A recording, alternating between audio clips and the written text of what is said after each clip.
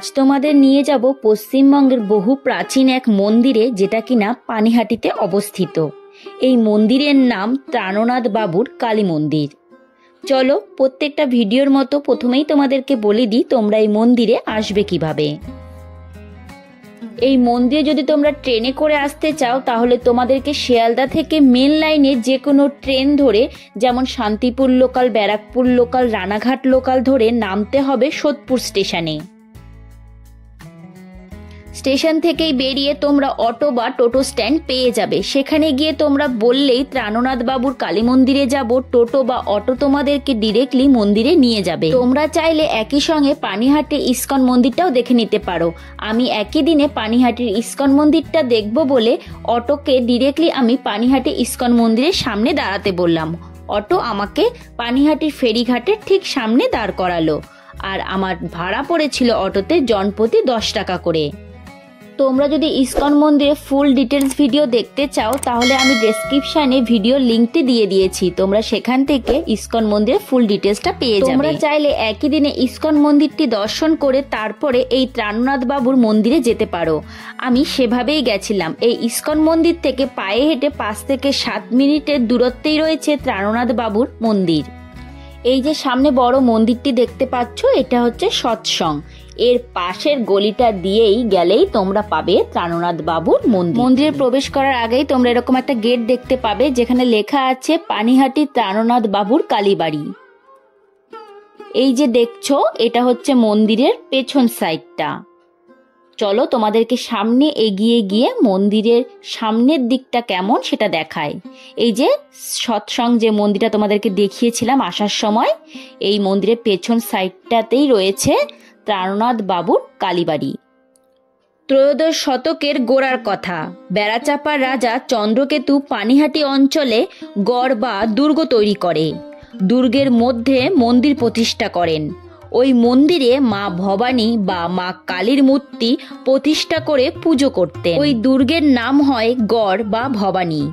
পরবর্তীকালে মন্দিরের মূর্তি চুরি হয়ে যায়।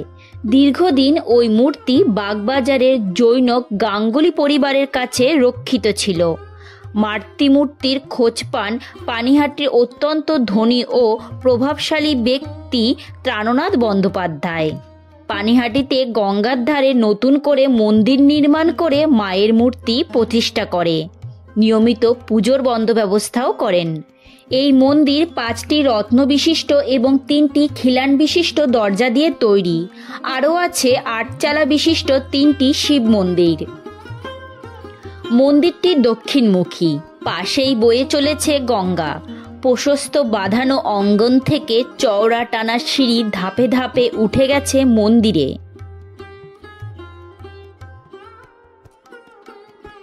এখানে আসলে তোমরা এই গঙ্গার পাড়েই বসে একটা সুন্দর বিকেল কাটিয়ে দিতে পারো।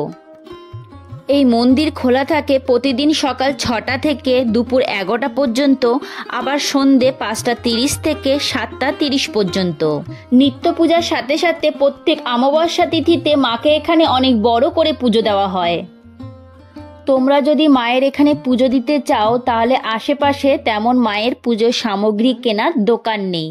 তোমরা বাড়ি থেকেই মায়ের জন্য পুজোর জিনিস কিনে নিয়ে এসে মাকে এখানে অর্পণ করতে পারো।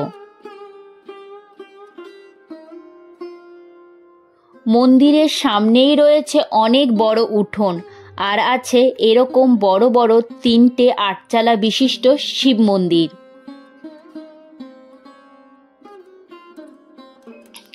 মন্দিরের আশেপাশে পরিবেশটা সত্যি খুব শান্ত এবং নিরিবিলি। তোমরা যদি এখানে আসো তাহলে তোমাদের সত্যি খুব ভালো লাগবে এরকম শান্ত পরিবেশ দেখে। আমরা প্রায় মন্দিরগুলোতে দেখি যে খুব ভিড় হয়, কিন্তু এই মন্দিরটাতে তোমরা আসলে দেখবে চারিপাশের পরিবেশটা প্রচণ্ড শান্ত। আর এই গঙ্গার পাড়ে বসলে তোমাদের সময়টা কখন চলে যাবে তোমরা বুঝতেই পারবে না। এই 3টি শিব মন্দিরে 3টি শিবলিঙ্গের মধ্যে 2টি কিন্তু অন্যরকম। গৌরীপট্টটা শ্বেতবর্ণের এবং শিবলিঙ্গটি কোষ্টি পাথরের। সচরাচর এইরকম শিবলিঙ্গ কিন্তু দেখা যায় না। আমি তো এই প্রথমবার দেখলাম।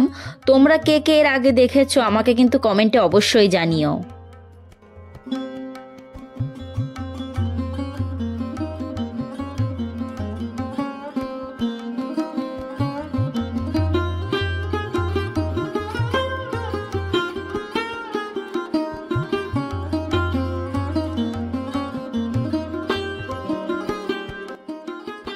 এই মন্দিরটি মা ভবানীর মন্দির বলে পরিচিত হলেও প্রাণনাথ বাবুর কালী মন্দির নামে বেশি জনপ্রিয়। কার্তিক অমাবস্যায় অর্থাৎ কালী পুজোয় এখানে মহা সমারোহে পুজো করা হয়।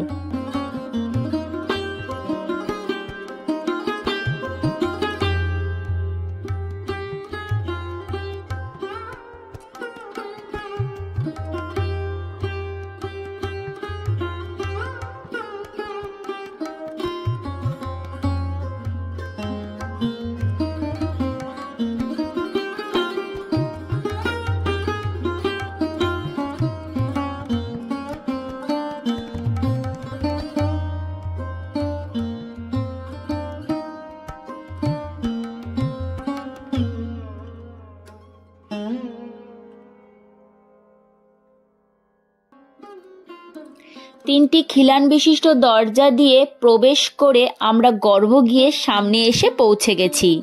চলো তোমাদের গর্ভগৃহে মায়ের মূর্তিটি দেখাই। গর্ভগৃহের সামনে খানিকটা দেখতে এরকম। চলো এবার মূর্তিটি দর্শন করি। মায়ের সিংহাসনটি এককালে রূপোর ছিল। 1975 সালে রূপোর সিংহাসনটি চুরি হয়ে গেলে নতুন করে আবার কাঠের সিংহাসনে মায়ের মূর্তি প্রতিষ্ঠা করা হয়।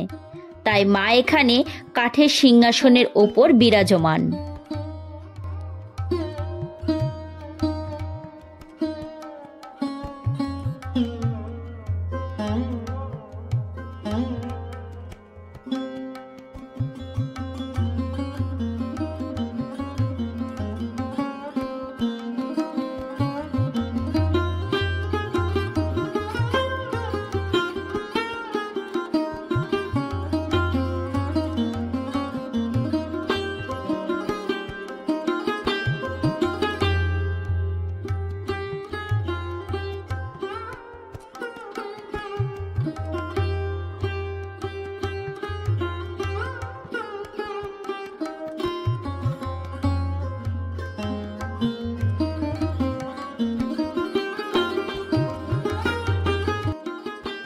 মন্দিরে মায়ের পুজোর পাশাপাশি পুজো পান শ্রী শ্রী রামকৃষ্ণদেব, মা সারদা দেবী এবং স্বামীজিও। এখনের যে পরিবেশটা তোমাদেরকে দেখাচ্ছি এটা হচ্ছে একেবারে সন্ধেবেলার পরিবেশ। সন্ধেবেলায় মন্দিরটা দেখতে এবং মন্দিরের চারিদিকের এই চত্বরটি দেখতে খানিকটা এরকম লাগে। পুরো মন্দির চত্বরটি তোমাদেরকে আমি আমার ভিডিওর মাধ্যমে দেখানোর চেষ্টা করলাম। তোমাদের কেমন লেগেছে আমাকে অবশ্যই কমেন্টে জানিও। আর ভিডিওটি ভালো লেগে থাকলে লাইক করে দিও আর চ্যানেলটিকে সাবস্ক্রাইব করে আমার পাশে থেকো।